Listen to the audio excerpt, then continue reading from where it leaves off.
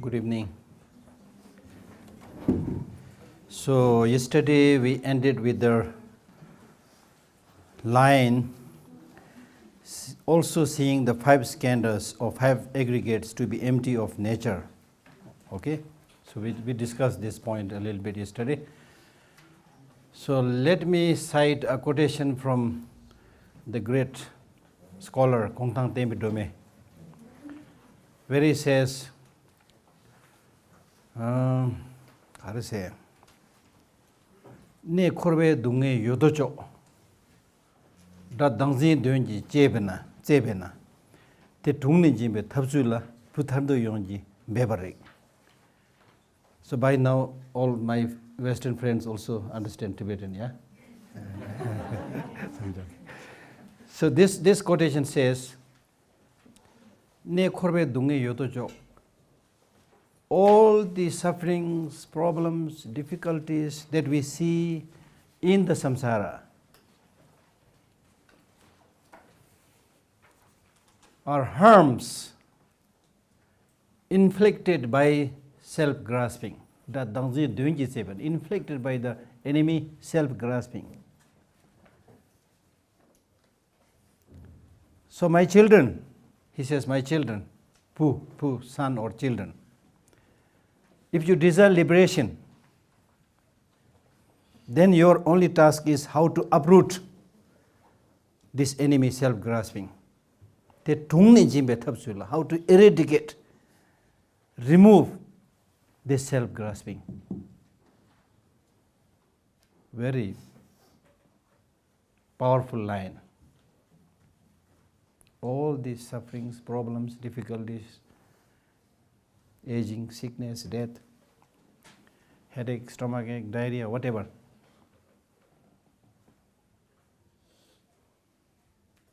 are basically due to the self-grasping. So that self-grasping is the enemy. So therefore your task is how to remove and eradicate this self-grasping.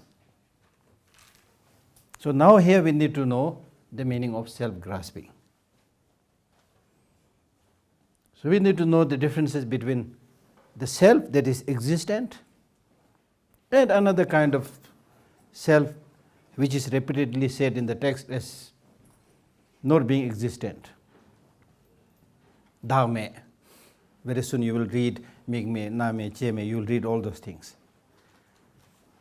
So what he is saying is, when he speaks about, in the Buddhist teaching, when he speaks about the selflessness, it's not talking about the non-existence of ordinary self. Ordinary I and self, very much there. You're here, you're listening to me, I'm here, I'm talking to you. So the self is there.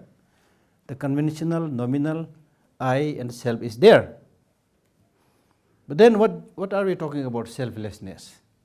So we are talking about different kind of self, which is not there, but our mind perceived and exaggerated and give the designation as if it is existing. So all you need to do is make distinction between these two. A self that is existing, the conventional self, the ordinary self, which experiences pain, which experiences pleasure and so forth, that self is very much there. Therefore, we are talking about getting liberation, removing suffering and things like that. So that self is there. But the self which is refuted is a self which is not there, but our mind thought that there is such a self. Now to make this point more clear.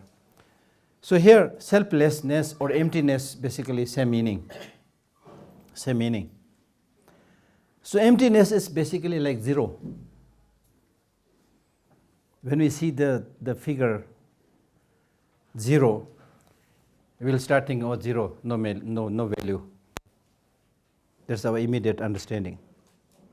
But in the true sense of the term, 0 has a lot of meaning. It's full of meaning. If there's no 0, we cannot come with 10 or 100 or 1000. So 0 has value. So both these two concepts, the concept of 0 and the concept of emptiness originated in India. The mathematical concept of zero and the philosophical concept of emptiness both originated in India. So I'm not good in mathematics. Most of the Tibetans are not good in mathematics.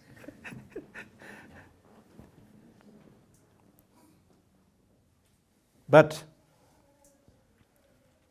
zero or cipher plays a very important role in mathematical calculation that we all know, without which we cannot do any calculation. Very foundation is lost. So similarly, if there's no emptiness, nothing can come into being. Emptiness, therefore, is like zero. It is the foundation for creating so many things. Therefore, Nagarjuna said, to whom emptiness is possible, everything is possible. To whom emptiness is not possible, nothing is possible. Now, this is a very interesting thing. That's why it's so important to understand this concept of emptiness. Realization is difficult, but we need to have some rough idea. So what does this mean? One thing we need to know is things exist. Now let us make it more clear. Things exist, but do not exist independently. Tadi labtuba kugore kandar. Yore inaya ranshin jituba yomare demar tuba yomare. Tadi labtuba kugore. Teach eva de chikche kugore. Things exist, but do not exist independently. I'll not use too many jargons. Let us stick to leg of independent existence. So things exist, but do not exist independently. Why do we need to know this? I explained this a little bit yesterday with the BMW car. The BMW car exists, yes, but it did not exist independently. But to our misconceived, misinformed mind, we think, wow, this BMW car is so nice, existing from its own side. I must have it. See? With this concept of thinking that it exists from its own side, it fuels your negative emotions. I must have it. Wow. When you fancy something, somebody, when you look at it, wow, this person, so elegant. Wow, this watch, so nice. How can I have one like this? You see? We all have this experience. And this can then bring all the difficulties and problems. I'll tell you a story. There's a story of a gentleman. He bought a very nice, latest design car. As I said yesterday, the honeymoon period, you see. He was very, very excited about that car, and we can all imagine how much he had struggled to collect the money to buy it. Anyway, somehow he bought it, and then having bought it in the initial few days, the attachment is extremely strong. There is obsession. Obsession means your mind gets stuck in the object. Okay? So in this honeymoon period or initial period, you don't want anybody to touch your car. Oh, you're touching? Make sure you don't scratch it, You make sure that no dust falls on it. You buy a new cover, put a new cover. This is what we do when we get new things, you see. So there's the story of this man who bought a car, and he was taking this kind of care in the initial days. He had a small daughter. The daughter, because of her innocence, she just goes there and dribbles something, writes something on the car. The father, because of his initial attachment obsession, goes there and says, "What are you doing?" He just pushes strongly. The little girl, he pushes strongly. Unfortunately, the little girl dies there. This is a story, but it will give you a very important lesson. The girl dies there, and what can you do? Now the father had virtually killed the girl. So he was, of course, very, very shocked. But he went to see what this little girl has drawn on the car. The little girl has drawn on the car, "Papa, I love you." See, you can see the blindness when you develop that obsession with something. You become blind, Just like I call it the love of small child with the lollipop, The small kids say like, "Mommy, I need this lollipop, nothing else. I just need this," and they cry for that. So we are a bit like that, you see. We get obsessed with things and we get stuck. So this is the story. But it actually happens in our life with self-grasping, meaning that when you see things, whatever, object, form, color, shape, whatever, when you see this, then you think, "This is so good from its own side, I must have it,"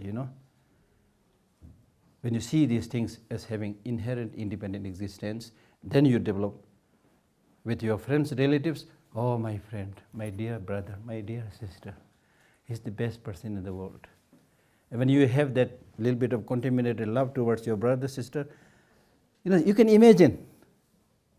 You almost spend your whole life with your brother, sister, husband, wife. Sometimes it amazes me, how can you spend your whole life with these people without really becoming enemy?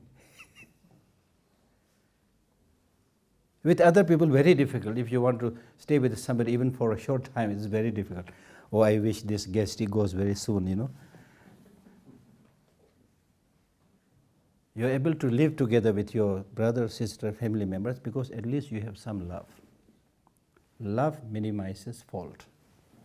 When you have love, then you try to help others. You don't highlight their faults. When you don't have that love, all you do is highlighting the faults of others. That's what we do all the time. If I praise Ngama Chodagla saying, "Oh, Ngama Chodagla is a very good man, he does something," then another will say, "Yeah, that he did very well, but," you see? Immediately you try to highlight the fault of that other person, you see. That's the thing, because there's no love for other people. But if you understand these basic notions, like nothing has inherent independent existence, therefore, in the true sense of the term, not reliable. And moreover, impermanent, suffering nature. Once you realize all this, when you see the fragility, you see, fragility is a very good word. When you travel to some other countries and if you carry something fragile with you, then you make sure that it is not destroyed in the cargo or with the luggage. And then you have to write a special letter on that, "Fragile, handle carefully." So sometimes I'm tempted to write this note on myself. "I'm fragile, you are fragile, please handle carefully," you see. It's really, that is the truth. You see, we are all fragile, impermanent, suffering, having no independent existence. But do we handle carefully? No. We don't care whether this is damage or break or whatever. You see, when it comes to others, you do the rough and tough. You see, because we do not have this basic understanding. If you have this basic understanding that this person is here for a short time, is not going to live long, and when he is going to die, nobody knows. If you have all this understanding, it will help you change your attitude towards everybody. Of course, I'm not saying that you will become compassionate and loving to everybody overnight, no. But your attitude will change. Maybe slowly, but surely you will change.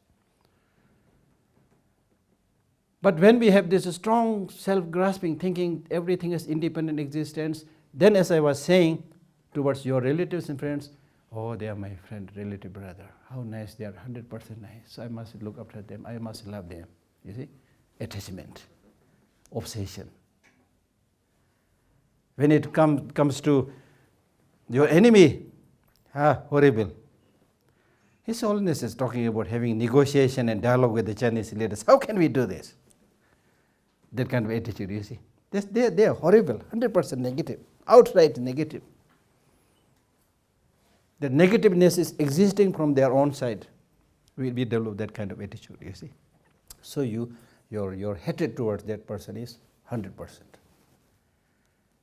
So in this way you see everything in black and white terms. nothing in between. In Buddhism, we talk about middle way, so there's no middle way. So with this understanding of emptiness, what it is teaching to us is, see everything in a holistic perspective. They are dependent on things, depending upon other means they are depending on multiplicity of causes and conditions. When we say things exist but do not exist independently, that means there is only one way of existence, that is dependent existence. When they exist by depending on others, the object on which they are dependent is not just one cause and one condition. Even for one object, one phenomena, it needs countless causes and conditions for survival. For example, just for us, we need all the 5-6 elements to survive. Then food, sleep, so many things. Others care, others help, your way of thinking, so many things come into being. So if you are able to develop this kind of holistic attitude, then when you deal with other people, you are able to see that wider perspective, not just one thing. Now the problem with our ordinary life is we only see one quality and then equate that with the overall quality of that person. This person is bad, he did this, therefore he is bad. I remember very well when everybody was criticizing Saddam Hussein, saying that he is dictator and everybody was after him trying to eliminate, In fact, when he was caught, when he was hiding in that underground, when he was caught, I was with His Holiness in a very remote place. We had a very small black-white TV, so we were watching that. I remember that very well. So His Holiness was perhaps the only person at that time who said, Saddam Hussein may be dictator, may be very bad, but it is wrong to blame everything to him. Who gave him the arms? Who gave him the weapons? You see, this probably the same people who are criticizing, they give him the weapons. You see? So it's dependent on so many causes and conditions. So we cannot easily blame somebody like that. You see? So therefore you are able to develop this holistic attitude. Whenever you get some problem, you don't just think about one thing and then say, oh, I'm hopeless, I cannot make progress, and then get stuck. No. Okay, in this way, in this case, I'm not so good, but in this case, I'm good, you see. You can see the same thing in many perspectives. And then he follows on, this master Kongtang Temperam, he says, ne korwe dunghe yodo jo da dangzin dunji jebe na te tungni jimbe tabzula pyu thardo yo jimbe bari. Ta wen jang thala che rakwe, ten tingi rikwe ngaro ni che rakwe me da dunghe dang tung dang me togo rimba mang. Almost like an auspicious thing we are studying, the very difficult one, Heart Sutra, talking about emptiness. But he says, it's important to get rid of this self-grasping. It is important to understand emptiness, lack of inherent existence. But he is saying, but ta wenjang thala che toka wota tungbanyi da wudi, extremely subtle, very difficult to understand. So before you make an effort to understand these things, you should first try to understand the grosser levels, like impermanence, like suffering. Teacher meda le dunge le ne dagme songs, meda bat dunge tu so. Now the question is, how can we then understand impermanence, suffering? When we talk about impermanence, I spoke yesterday that the first thing that the Buddha taught was impermanence. And he was primarily talking about not just impermanence of everything, but he was primarily talking about impermanence of oneself. Then the Kongtang Tempe goes on saying, but this is not easy, not easy. Forget about emptiness. Even understanding impermanence is not easy. Even with regard to understanding impermanence, there are subtle forms of impermanence, grosser level of impermanence. Even the grosser level of impermanence, understanding that, getting some idea about that is very difficult. And he gives an example by saying, now for example, in the case of each of us, how many times we have seen people dying? Somebody's mother dies, somebody's brother dies, somebody's relative dies. How many funerals we have attended? But is there any change in you? Our normal tendency is just for few, even if you lose your very close dear friend, few days you will yell and shout and feel sad and cry. Even after that, again probably a new marriage or whatever, Very difficult. So therefore, if you really want to practice, then you need to learn through your personal experiences. And I remember His Holiness once saying that not only when you see the death of somebody, but even when you see the death of a fly, you should say, I am not different from this. I am also going to die very soon. And there is a story of a ghost and a human being. They become very close friends. So then this ghost possessed some kind of clairvoyance, precognition. So the human friend, he said, I'm a little bit scared of death, but I want to enjoy life also.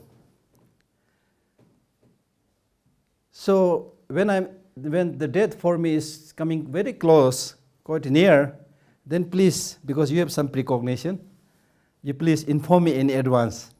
Then I will start practicing Dharma. And then the ghost said, okay, of course, sure. Then time passed, and one day the ghost came and said, my dear friend, one member of the family down there, your neighbor, died last night. Then this human friend, he said, oh, really? So sorry. Oh, sorry. But he continued his life as before. And then time passed, and after some time, the ghost friend again comes, my dear friend, one member of the family down there, up there, died last night. He said, oh, really? Again? Oh, so sorry. But he continued his life as before. No change, no Dharma practice, nothing.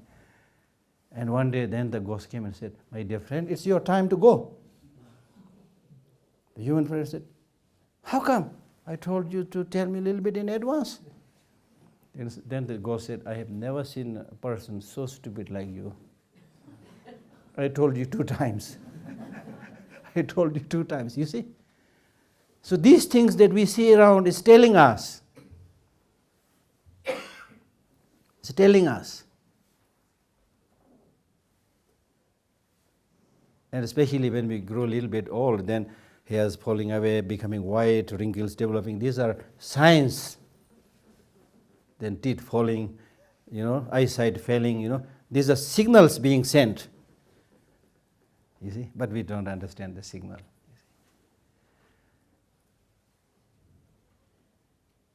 So therefore, it's really important to now with this question of impermanence, emptiness, suffering.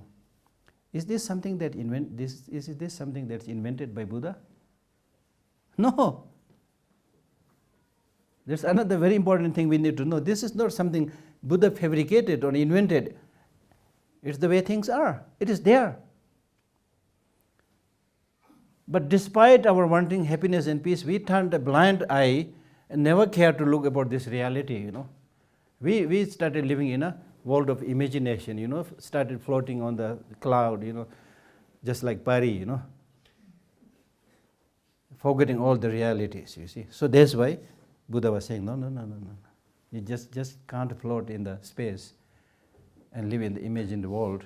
You must come down and face the reality, accept the reality. That's what he's saying. That's what he's saying. So what is the benefit of understanding the reality, as I explained a little bit earlier, with regard to, for example, impermanence? If you had at least some understanding of impermanence in the sense that we are all going to die. When death is certain, that we are all going to die is 100% sure, unfortunately. But when are we going to die?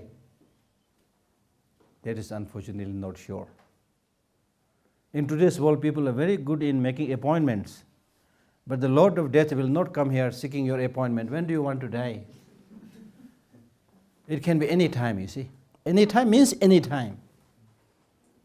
There's no seniority. It will not be seen whether you have completed your work or not. If you have a project, When the time comes, it will come. It will not see whether you have finished your project or not. It will never say, okay, first you finish your project and then come. He will never say. Have you finished your Dharma practice? He will never say. It will come anytime. So, what can we get from that understanding? And what we can get from that understanding is, I'll give you a very good example which I once read in a old Buddhist text. And this is my favorite. I tell repeatedly to other people how understanding like impermanence and suffering and so forth helps our life, helps in developing loving kindness, in developing compassion. So in that text it says, let us say that there are 3 criminals caught red-handed doing something wrong, and that they are here now standing. Let us imagine that these 3 criminals are standing in front of us. And they will be killed tonight at 10 p.m. Okay? So now they have only few hours to live. They are going to, all the 3 people will be killed at 10 p.m. So they have only 4 or 5 hours to live. So now, because of this particular situation that their death is imminent, they are going to be killed at 10. So within these 4 or 5 hours of life, how should they live? By exploiting each other? By cheating each other? Or fooling each other? By being mean to each other? How should they live? If these 3 people who have only 4 or 5 hours to live, if we see them doing bad things towards each other, like exploitation and so forth, some of us might cry, oh my goodness, how come these people? Their heart must be made of diamond or stone or iron or something, you know. They are to be killed in the next 4 or 5 hours, but still they are so nasty and mean towards each other. You know, don't we say things like that? We understand very clearly. So, they should be living harmoniously and very nice towards each other. That's the sensible thing. Okay, clear, very clear, very clear. So he gives this example, and after having given this wonderful example, then he shifts the focus to us by saying, you are not so different from these 3 people. They are gone after 4 or 5 hours, but you will be gone after. Now in this particular gathering, even if I give you big discount, we will live for another 70 years. After giving big discount. Not more than that. After 70 years, we are all gone. 100% sure. So during this 70 or so number of years of life together, how we should be living together? By being mean to each other, by cheating each other, deceiving each other. Now you have very good understanding, because you've seen this example very clearly. So that is how understanding impermanence, suffering and so forth helps you. Clear? So something like that, you see. When you see suffering people, people who are dying or impermanent, and also people who have no independent inherent existence and thereby fragile, but still thinking they have independent existence, not fragile, I'm not going to die, living in a world of fantasy. You know, when you see all this, all you will develop is compassion. Unfortunately, these people, because of ignorance, they are living in a world of dream, you see. You will develop compassion and love. Or at least you will try your best not to harm others. So this is how Dharma is so beneficial. So beneficial. And what the Buddha found 2,500 years back is now being supported by the scientific findings. Even in the case of particle, the scientists have been, for the last many years, they've been trying to find what they call as fundamental building block, that with this instrument I split this particle is very small, still with this instrument, my eye cannot see, but still with this instrument I can split it and split it. Then I will be able to find that, look, this is the smallest particle. I found it. They've been trying to find that fundamental building block. But now, despite their more sophisticated process of investigation, despite their more sophisticated, instruments, they are finding, oh, I thought this is the smallest. See, here something is popping up again. You see? So they are unable to now say that this is the smallest particle. Because the more you split, the more you find some energy, or wave-particle duality, they call it. It looks like a wave, it looks like a particle. So what I'm trying to say is that clearly showing that there is nothing that is existing inherently or independently from its own side. But our ignorant mind sees things like that. And that in turn develops all kinds of negative emotions. So therefore, it is so important to understand this concept of emptiness. So therefore, you need to repeat this mantra by saying that things exist but do not exist independently. Be it an object, be it a person, be it an animal, whatever phenomena it is, they exist but do not exist independently. So once you understand this, if I give you a more clear example, I give you an example. For example, tonight when you go to bed and sleep and get a very good dream, and in the dream you get a dream of winning somebody giving you $1 million. And you are so happy, overnight I become rich, $1 million. But next morning when you wake up, nothing. Nothing, you see. It's like that, what we are experiencing in life. Right now we are dreaming. Dreaming in ignorance. Sanje chomde dela, sanje segdwa. The epithet for Buddha is the fully awakened one. Awake. The Buddha is awake. When we say Buddha is awake, by implication we are saying we are sleeping. Of course you will say, I'm not sleeping, I'm listening to a talk, or I'm going. But again they will say, yeah, you're going, but you're doing kind of sleepwalking, So just as when you wake up and see the reality then you see the reality that you did not have this $1 million. Similarly, everything towards which we are running and getting obsessed, when you wake up from the slumber of ignorance, then you will see not much meaning. Yes, we need to enjoy this for survival, for a good cause, but it's no good to get obsessed with it. Now when I say this, I'm not saying that you don't need friends, you don't need relatives, throw away all your wealth. I'm not saying that at all. I'll tell you another story. This story is very important for reminding you. At the time of Milarepa, because Milarepa, he just gave up everything as a great practitioner, so much so that he had nothing in his empty cave. And one day a thief came in the darkness and groping in the darkness trying to find something. Milarepa laughed and said, how can you find something in the pitch black darkness when I can't find anything in the broad daylight, you see?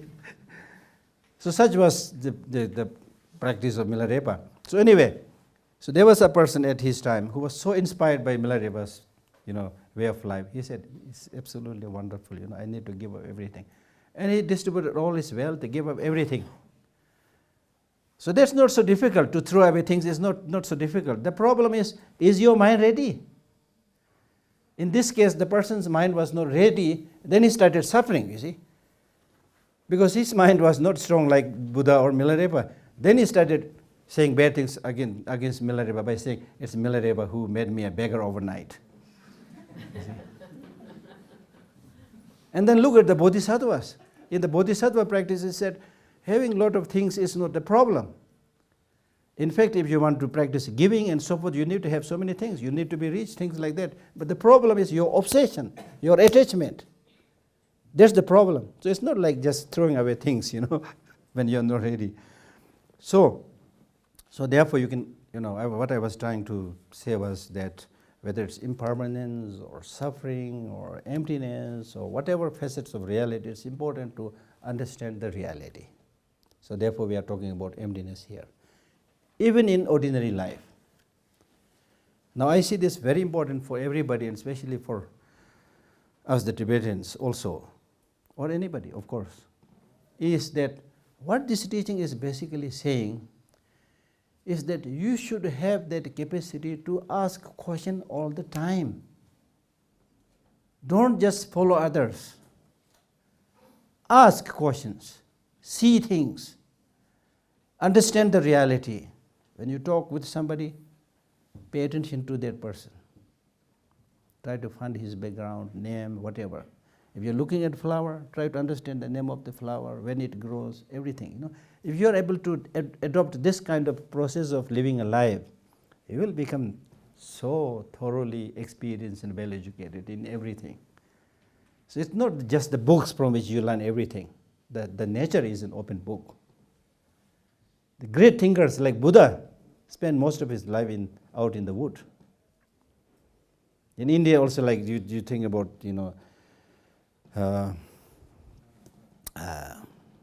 Dr. Radhakrishnan, or you think about Krishnamurti, or you think about Arya Bindu, whatever, And then like Einstein, they've always been studying nature.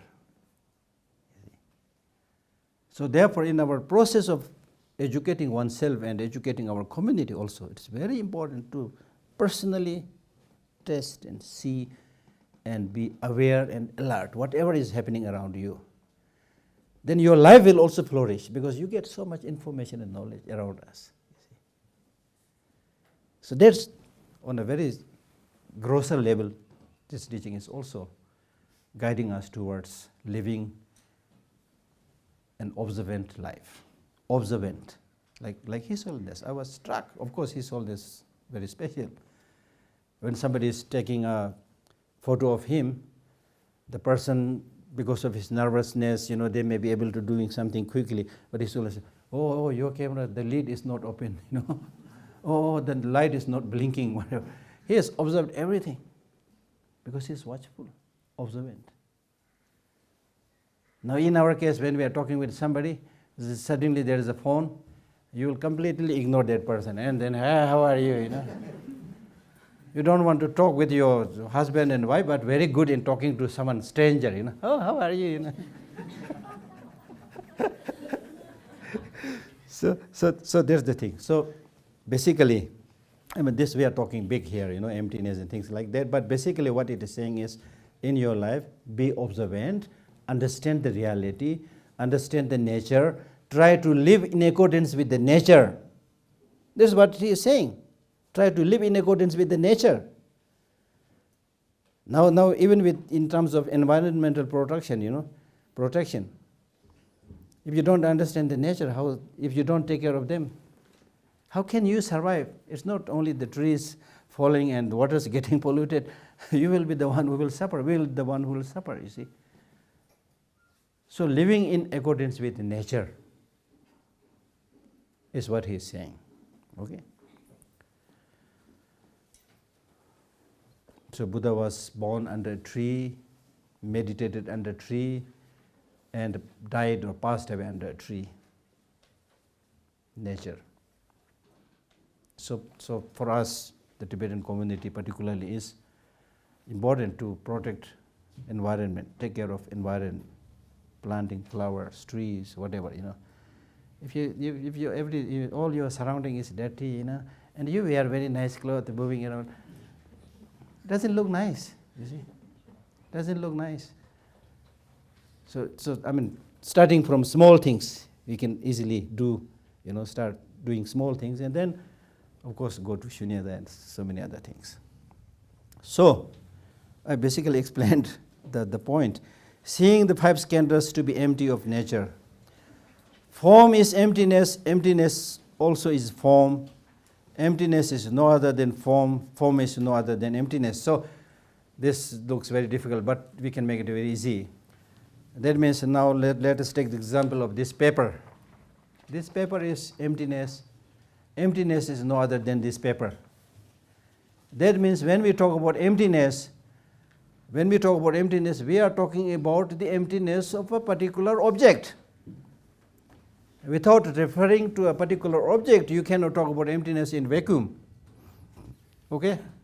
So therefore, now look at this. When we talk about emptiness of the paper, we are saying, if you look at this paper, it is there, as I said, it exists, but do not exist independently, as we already discussed.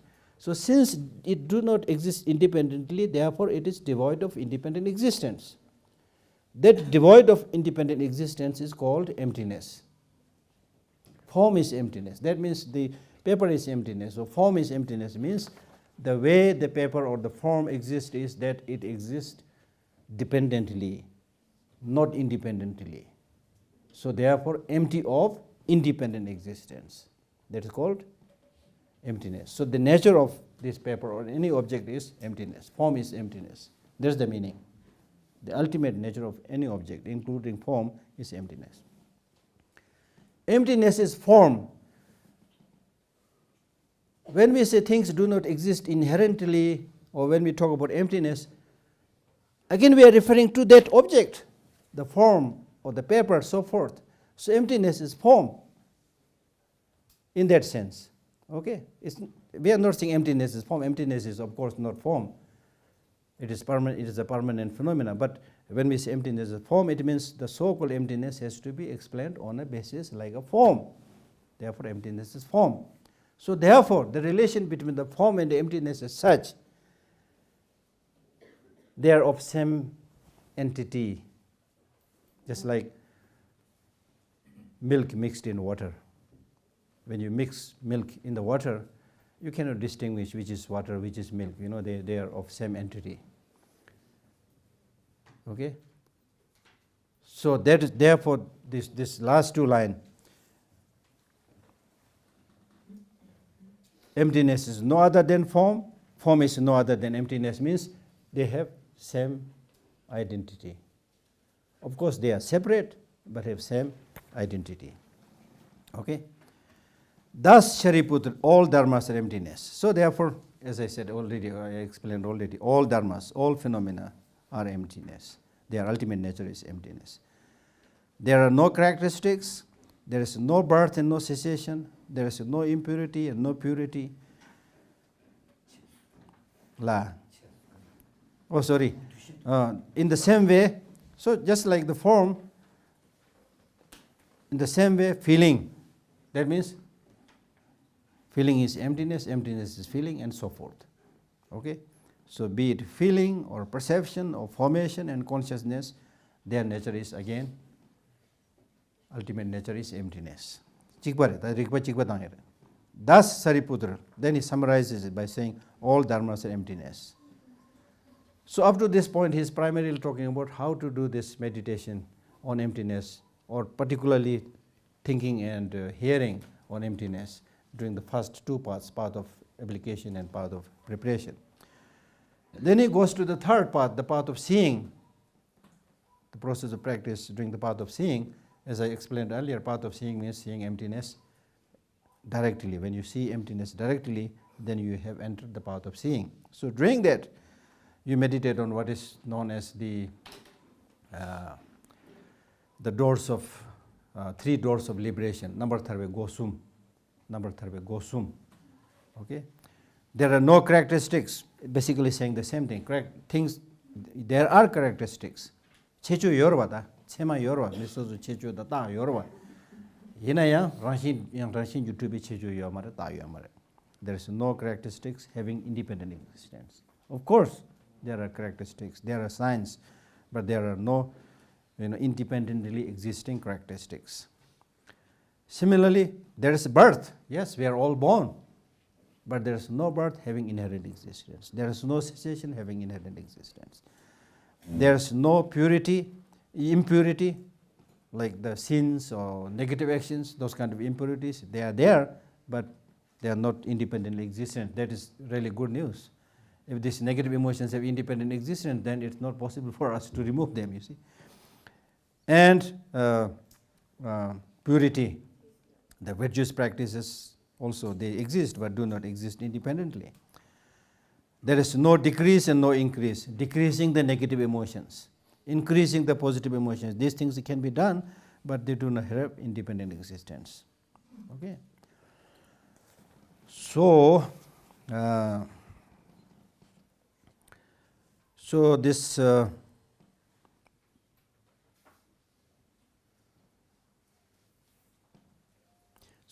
this one, therefore Shariputra, all phenomena are empty, is talking about the lack of inherent existence, that the first door of emptiness.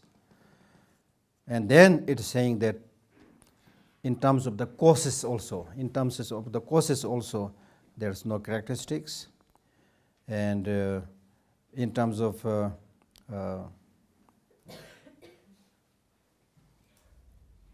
production, no birth having inherent existence, no cessation having inherent existence, Majepa, Mangaba, and no impurity and no purity. So this five is said to explain the meaning of number tharbe go.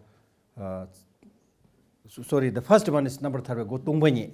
Now this 5 is said to explain the number tharbe go semameba, having no characteristics or signs. Then in terms of the fruit, there is no decrease and no increase. Number tharbe tadirin divula member meba. In terms of the fruit, you should have no perception of having inherent or independent existence, with the decrease of negative emotions and with the increase of the positive emotions. Next one.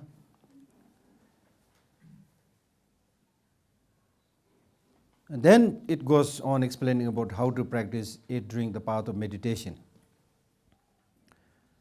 And during the path of meditation, not only you have now seen emptiness directly, which you have done already during the path of seeing, so during the path of meditation, your mind primarily gets completely absorbed into the state of emptiness.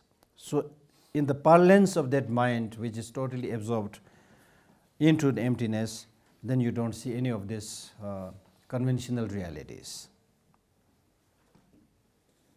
So therefore, Shariputra, in emptiness, when doing the path of meditation, when you enter into emptiness, then you don't see any of this conventional reality. So therefore there is no form, no feeling, no perception, no formation, no consciousness, no eye, no ear, no nose, no tongue, no body, no mind, no appearance, no sound, no smell, no taste, no touch, no dharmas, no eye dhatu. Dhatu means element, okay? And then ear dhatu and so forth, up to mind dhatu. And the dhatu, no dhatu of dharmas, no mind consciousness dhatu. And then he again goes on, even in terms of the 12 links of dependent origination, no ignorance. The tente yela chunyi gita chungsu na chena thoma mari wenyewa do yesuba nam chena ma chasa chunyi do rowa de yo mares gaksu chena yang rimbe chena yang gage jorwa dia sigma res or ta tumba nyele nyambar when the mind is totally absorbed into it, doesn't see this process of coming into existence of the 12 links of dependent origination and the process of putting an end to the 12 links of dependent origination. No end of ignorance up to no old age and death. No end of old age and death, no suffering. Then the Four Noble Truths are also not seen in that parlance. No suffering, no origin of suffering, no cessation of suffering, no path, no wisdom, no attainment, no non-attainment. Okay, this is not easy. It is very heavy here. So we need to pay a lot of attention here, do a lot of reading here. I cannot explain everything here. But Shantideva, in his chapter on wisdom, when he explains about how to get rid of the 8 worldly concerns, Jiktin Chuji Pangova. So there he gives an explanation by saying that if you are somebody who is practicing this shunyat or emptiness, or one who is absorbed in emptiness and so forth, thopachi shorchi, then for that person there's nothing you are going to gain or nothing you are going to lose. Ordinarily, we have so many things to lose, and we are very reluctant to give away anything. Very difficult to practice anything like giving, There's this story of a great Tibetan Buddhist master who became a great Buddhist master later on, but in the beginning he was also, like many of us, very stingy. It was impossible for him to give anything to other people. He wanted to keep everything for himself. But he wanted to practice, and he realized how stingy he is. Then he said, okay, I must practice. So what he did was he picked up something by the right hand and gave it to the left hand, not to other people. Then picked up something by the left hand, give it to the right hand, And then gradually he was able to give, not only give, but he became a great practitioner. So we start practicing, there are many ways of doing it, you see. There was another great practitioner who, one day he was in somebody's house, and he saw the tea bag. He said, I need to get some tea from here. He wanted to steal some tea. He put his hand in the tea bag, and suddenly he realized that, I'm stealing, you see. I'm supposed to be practicing Dharma, but I'm stealing. So immediately his left hand came and tied his right hand, which is in the tea bag, and then he said, come, there is the thief, So like that, this is how some of these, great practitioners, they practice. So it's important. So it's important to practice a little bit of giving, and there's so many things we can give. This is another of my very favorite talk. You see, when I go to different countries, I tell them, look, you need to start practicing a little bit of these things. One, if you go into your own house and find how many things you have accumulated over the years, you will find you have 10 pairs of shoes. In some cases, 20 pairs of shoes. In some cases, 100 pairs of shoes. And we keep, we start, accumulating things like that because we have a lot of greed, desire, obsession, of course, number one. Number two, the modern process of advertisement strengthens our greed by saying, you need at least 4 or 5 pairs of shoes. One for jogging, one to go to bathroom, one for going mount climbing, one sport shoes, as we say, So the modern advertisement, their job is to sell everything, you see. And stupid as we are, we say, yes, it looks nice, I must buy it. Again, I'm not trying to turn the clock back, you see. Some of this may be true, but most of the cases, they are only selling things, you see. Selling things. So therefore, what I'm really trying to say is occasionally, if you screen or scan the possessions that you have, you will find that there are a few things which has been lying there during the last many years, thinking that one day I will use it, but it has been many, many years you have never used it, so you are not going to use it. So instead of keeping it in your house, contributing to your headache, and making a mess in the house, you give it. 2 days back, I received a letter, somebody who attended my talk, and I said the same thing there. Just 2 days back, I got an email from her saying, Geshe, thank you. And she mentioned that, Geshe, you said about this, giving something which you don't really need. Then I started giving some of the things which was lying in my house that I was not using, so I started giving it. And she said, those things were lying in my house, almost like redundant and useless for so many years. But when I give this to those beggars and poor people, they got so excited. They showered her with kisses. Thank you, madam, thank you, whatever. So she said she was so happy. You see, there's the thing. I'm not saying if you're not ready to give, your expensive things. But in the process of cleaning things, when you clean things, at least take something and put there, you see. Many of the Westerners have very good habit about many of those things. but we don't have that habit. So some of these good habits we have to pick up, you see. So this is related to cleaning also. Like now with this Modi as Prime Minister, Swachh Bharat, clean India. This morning I was just thinking about it. I was not able to get sleep. I don't know what happened, so I woke up at 4. So I was thinking about it. So in this campaign of cleaning India, what they are doing is everybody is coming there and using jaru and cleaning. Then I said, this is not the process. Because when you come in the street cleaning, it almost gives the implication that others should keep on throwing the rubbish. You see? The real process of cleaning, at least something that we can do, is each of us make a promise or commitment that we will not throw rubbish around like that. We don't develop this tendency that somebody will come and clean it. That's absolutely wrong. If nobody throws rubbish, nobody will have to clean it, you see. It's a very easy process. I heard this story long time back, how Switzerland, for example, become very clean. Switzerland also, like any other country, it was in the beginning very dirty, you see. So this process of keeping the environment clean, everything was taught in the school. The teachers taught the kids, then kids were sent into the forest to clean things, and rubbish is lying around.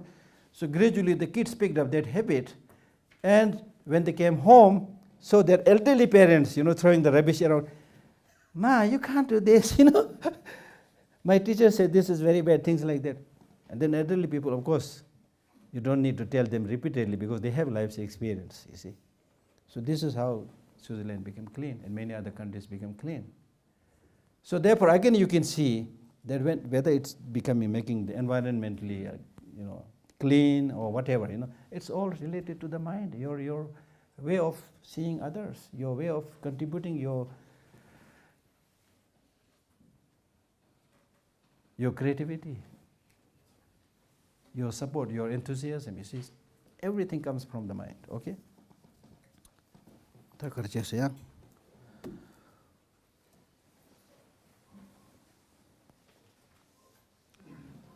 Okay.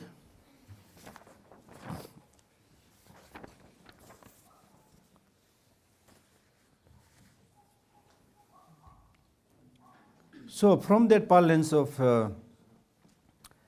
having no independent existence, anything, positive quality, negative quality, attainment or whatever, it is not there, having independent existence. Therefore, the one who is in the path of meditation and whose mind is totally absorbed in emptiness, they don't see these things. So even in our case, even if we have some inkling of idea about this, it will reduce many of these graspings. Thopachu, Shorju, as I cited already. There's nothing much to lose, you see. Like, for example, look at back. If you are today a man of, say, 30 years old, and look back, what did we do, or what did you do during the last 30 years? What did you do during the last 30 years? If you make a movie out of it, it's a long movie, 30 years movie. How many times you laughed, how many times you cried, how many times you ran after name and fame and possession and so forth. But today you look back, what is there? Just a memory, nothing. So the rest of life will also go like that. So therefore the point here is that with this understanding of interdependent origination and its wider implication for developing these positive qualities, once you develop that kind of understanding and perception, it will help you change your whole perspective and whole attitude. You see. Okay?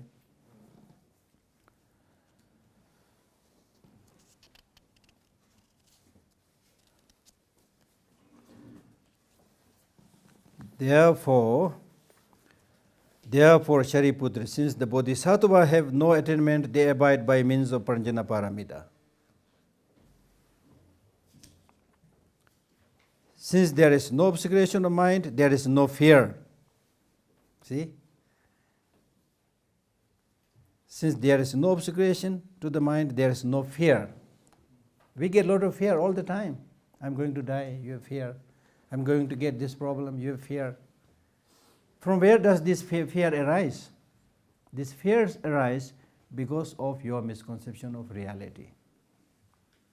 This body is impure, but we have the misconception that this body is very clean, absolutely clean. My body is very clean. I must take care of it. Develop all the possible grasping towards it, you see. And because of this grasping, something little unwanted happens to your body, you develop fear. Oh, I might die, Fear. This whole psychophysical aggregate is in the nature of suffering, but we don't understand that. We think everything is okay until you get a very strong illness and pain. Normally you don't understand. The bigger, sufferings you don't understand. Therefore we think everything is okay. There is happiness. Because there is no happiness, very soon it will show its true color. Suffering will start coming in its manifold forms. Then you develop fear. Things do not have inherent existence, but you perceive things as having inherent existence, and because of this grasping, there is a risk of losing things. You develop fear. 4 misconceptions, as we say. So it is because of this, your wrong ways of looking at things, that you develop fear. But if you are able to see things like a dream, there's nothing to lose, nothing much to gain. So there will be no fear. When you dreamt that you won $1 million, but when you wake up, not even a single dollar was there, but still you have no sadness because you know this is a dream. Similarly, the whole waking life, if you are able to understand is a dream, there will be not much agitation, less grasping, you see. So that's what he's saying. Many of you might have read this beautiful text called 37 Bodhisattva Practices. In that there is a line which says, Tuna Dembar Sungwe Atangche. Atangche means you get extremely tired, exhausted, because you misperceive what is wrong as true. Tuve Nangati Dembare Samne.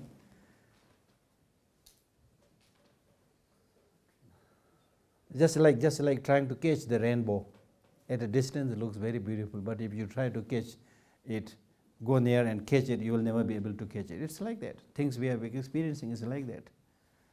But there's an old Tibetan saying which says, if you want to catch rainbow, then you need to ride on a white goat and put some dog shit in your mouth. I mean, this is just an ordinary saying, But the reality is you're not going to, catch the rainbow, you see.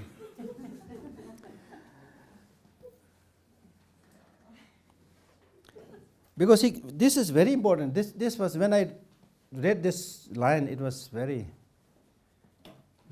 hitting. Since there is no obscuration of mind, there is no fear. Similar, diva mebe takwa mes. Diva yona takwa yos. Dirwa diva de karita chinji logilo this. They transcend falsity and attain complete nirvana. That is Yevodwa.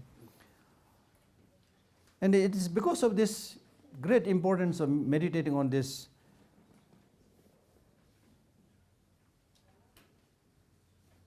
emptiness. All the Buddhas of the 3 times, by means of Pranjana Paramita, fully awakened to unsurpassable, true, complete enlightenment. That is to say, without depending on this path of Pranjana Paramita, there's no way you can achieve complete enlightenment. There's no other possibility. Whether you want to do Sutric practice or Tantric practice, this is the one which is the real antidote against ignorance. The wisdom understanding emptiness is the real antidote against ignorance.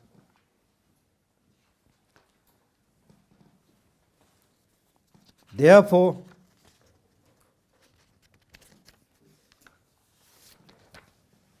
therefore the great mantra. This is, so the mantra will be, mantra is down, little bit down after few lines. Om Gati Gati Par Gati Par Sam Gati Buddhi Soa. So saying this mantra, therefore, he's saying that therefore now I'm going to explain this great mantra, Gati Gati Par Gati Par Sam Gati Buddhi Soa. And he's explaining the importance of this mantra. Therefore, the great mantra of the Panchaparamita. Now, although we use this word, mantra, nga, but this is, many scholars, they say this is not the mantra or tantra that we normally talk about when we receive, like Kalachakra Tantra or Guha Samaja Tantra. Not same.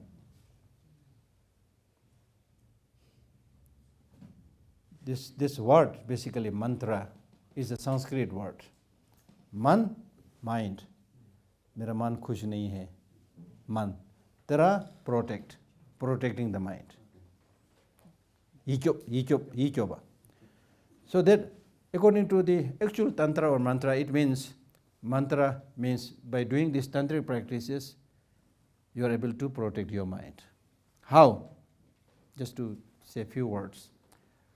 Ordinarily, when we see other people, we have this tendency of highlighting other people's shortcomings, mistakes, wrongdoings. We very reluctantly highlight their positive qualities. And because of this, you develop all other negative emotions. Because when you see other people's shortcomings, bad doings, then it makes you unhappy, you see. But when you engage in tantric practice, then what you try to do is you forget, or you intentionally try not to see the shortcomings of anything. Therefore, you visualize yourself as a deity. And you visualize the whole surrounding as a mandala, perfect, the palace of enlightened being. So the palace or the house, the mandala is perfect, that you are a deity inside, you are perfect. So everything is perfect, then there's nothing to complain. When there's nothing to complain, then why get angry? Why get unhappy? So it is in this way you will stop developing these negative emotions. It is in this way that you protect your mind. Mantra, that's the meaning. So there's a bit of similarity with these practices of wisdom perfection, that definitely it will also help you remove many of these mental afflictions. So therefore it is called mantra, but not equal to the tantra that we normally say. Although in ancient time, some people interpret this as equal to except tantra, then they started the process of visualizing yourself as the wisdom mother, but later many scholars, they said, no, this is different. But we can do more research on that. Okay, now we stop here, I think.